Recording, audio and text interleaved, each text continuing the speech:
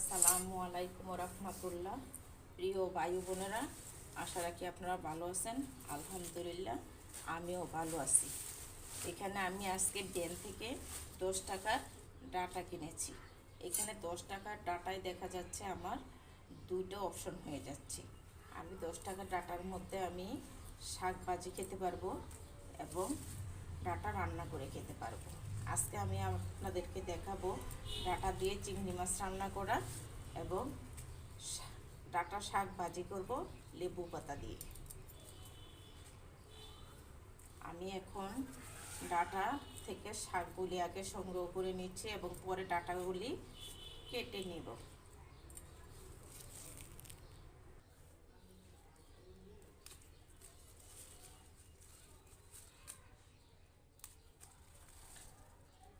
ডাটাগুলি একদম কচি, যার জন্য ডাটার শাকগুলি ধরার সাথে সাথেই ছিঁড়ে যাচ্ছে। আমি ডাটাগুলি কেটে নিচ্ছি।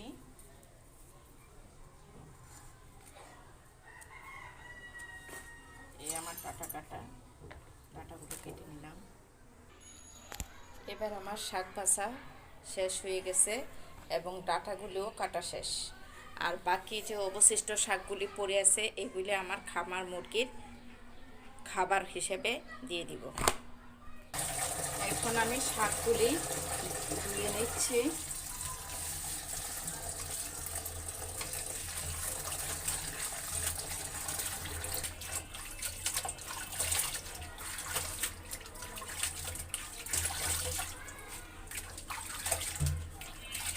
শাক ধোয়া শেষ হয়ে গেছে। এবার আমি পানি ঝরাতে একটা চালনের মধ্যে রেখে দিলাম। পানি ঝরা শেষ হয়ে গেলে কেটে নেব। এইদিকে আমি পেঁয়াজ, রসুন এবং কাঁচামরিচগুলি শাক ভাজি করার জন্য এবং চিংড়ি মাছ ডাটার জন্য কেটে রেডি করে নিচ্ছি।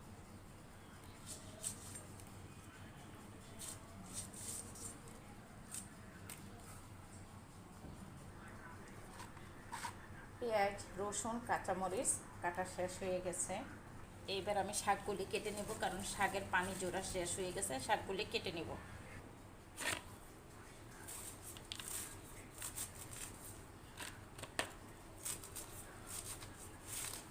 আমি শাকগুলি কেটে নিচ্ছি। আমার শাক কাটা শেষ হয়ে গেছে। এখন আমি শাকটা ভাজি করতে নিয়ে যাব। এইখানে আমি চিংড়ি মাছ ডাটা দিয়ে রান্না করব ভোরাতে সেরি খাওয়ার জন্য। এখানে আমি কিছু চিংড়ি মাছ কেটে কুটে ধুয়ে নিয়েছি। ডাটাটা আমি দিনের বেলায় কেটে রেখেছিলাম, এখন ধুয়ে নিলাম। আর এখানে মশলাগুলো তুলে নিচ্ছি। রসুন বাটা, হলুদের গুঁড়া, ধনের গুঁড়া, মরিচের গুঁড়া, লবণ। এখন আমি চুলাতে কড়াই বসিয়ে নিয়েছি। এখন আমি তেল দিয়ে দিব। পরিমাণ মতো তেল দিয়ে দিচ্ছি।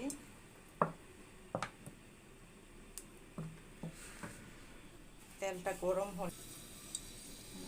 এবার আমি পেঁয়াজ কুচি এবং মরিচ কুচিগুলি দিয়ে দিচ্ছি।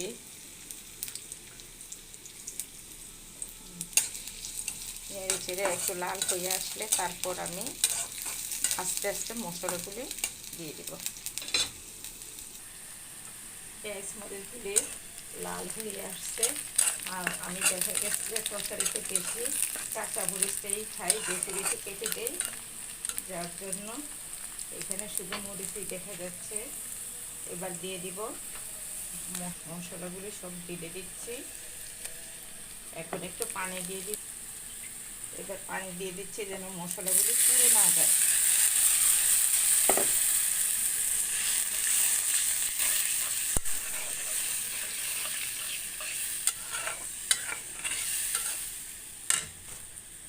মশলাটা কষানো হয়ে আসছে। এবার আমি চিংড়ি মাছগুলো দিয়ে দিচ্ছি। দিয়ে নেড়ে চেড়ে একটু দেখে দেব।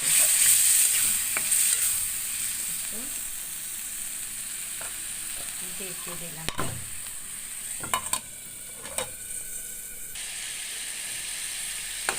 এবার চিংড়ি মাছটা কষানো হয়ে আসছে। এবার দিয়ে দিব ডাটা।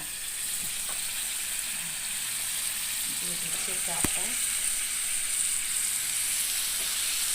ডাটাটা দিয়েও নেড়ে চেড়ে নিব।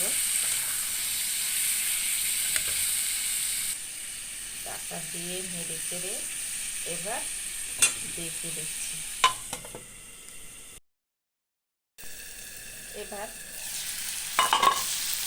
ডাটা এবং চিংড়িটা একসাথে কষানো হয়ে গেছে। এখন আমি দিয়ে দিব একটু পানি, অল্প পরিমাণে পানি দিব, যাতে করে ডাটাটা এবং তরকারিটা একদম মাখা মাখা থাকে। চিংড়ি, ডাটা এবং তরকারিটা একদম মাখা মাখা থাকবে। কচি ডাটা বলে পানি কম দিয়েছি।